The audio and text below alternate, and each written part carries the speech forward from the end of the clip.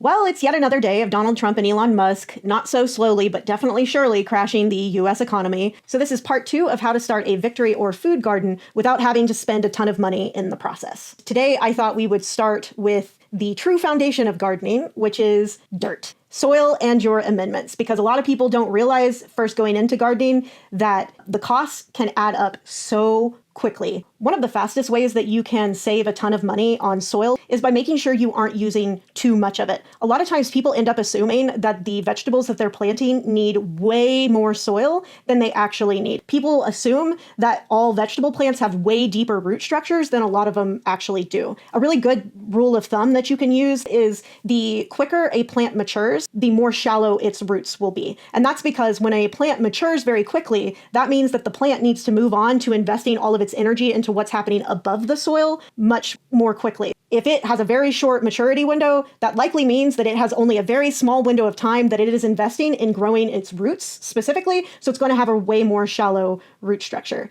And that can make a huge difference, especially when you're doing container gardening, because that means you can use much more shallow containers and you can use way less soil. So the plants with really shallow root structures would include most of your culinary herbs, so basil, chives, rosemary, all of those, strawberries, spinach, scallions, radishes, and most lettuces. Lettuce especially has really, really shallow root structures because lettuce grows and matures very quickly. Last year, for example, I grew a bunch of lettuce in these containers that I got at Dollar Tree and just drilled holes in the bottom. These are maybe 6 inches deep. Another way that you can save money by using less soil is by doing half and half soil and manure or compost. Manure tends to be cheaper than soil does. And so if you will do a half and half mix, it's very beneficial to your plants because it's helping feed them.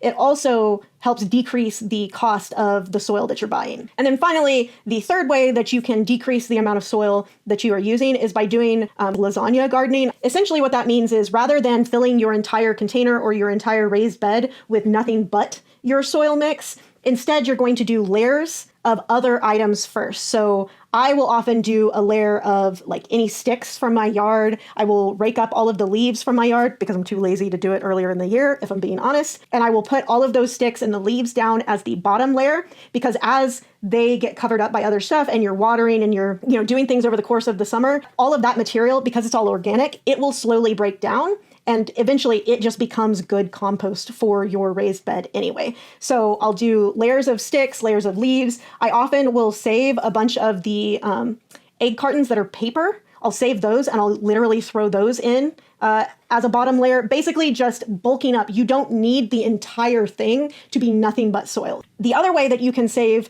money on soil is by finding cheaper alternatives for where to purchase it. And I have a couple of recommendations for that. The easiest one is most locations of Lowe's or Home Depot or other big box stores will have some kind of discount for damaged or open bags. It's pretty common that sometimes those bags will get rips in them. And so Lowe's or Home Depot will often give pretty steep discounts. I think I've even gotten like a half off discount before. To be clear, absolutely do not go to these stores and start ripping bags yourself. You will get caught and you will get banned from that store. But if you find bags that are already damaged or torn in some way, definitely ask. Chances are you can get it for a lot cheaper. But even cheaper than that is buying your soil, mulch, or manure in bulk locally. You will find people that are willing to deliver entire truckloads or half truckloads of whatever soil or soil amendment that you are wanting.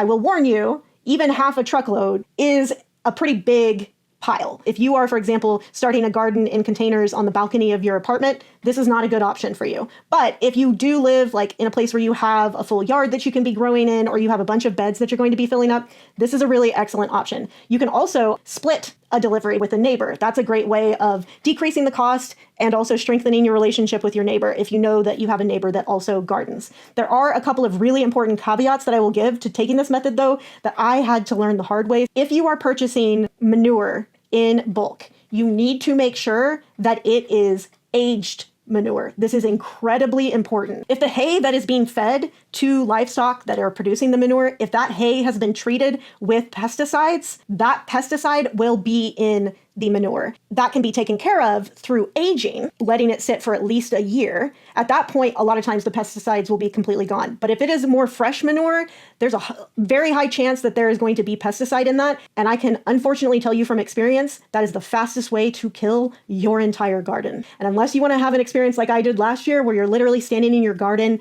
openly weeping over your plants that are now all twisted and awful looking, just make sure that you are using only aged manure. And then finally, I will just say that if you are lucky enough to live somewhere where you are allowed to plant directly in the ground, there's nothing wrong with that. Please do not feel like you have to get super fancy and do raised beds or containers. If planting directly in the ground is an option for you, that's amazing. That is amazing. That's one of the cheapest options possible, right? If you reach out to your local county extension office, most of them offer soil testing for an incredibly low price. I think where I live, it's like $20 for the first test, but if you want to test multiple samples, every sample after that is even cheaper, like $10, I think. And they will literally test samples of the soil from your yard and give you back this very detailed report and basically give you tips on what you would need to do to make that soil amenable to having things grown in it. So what other tips do you guys have that you'd like me to share? Or what other topics would you like me to do as the next video in this series? Let me know in the comments, and I'll see you in the next video.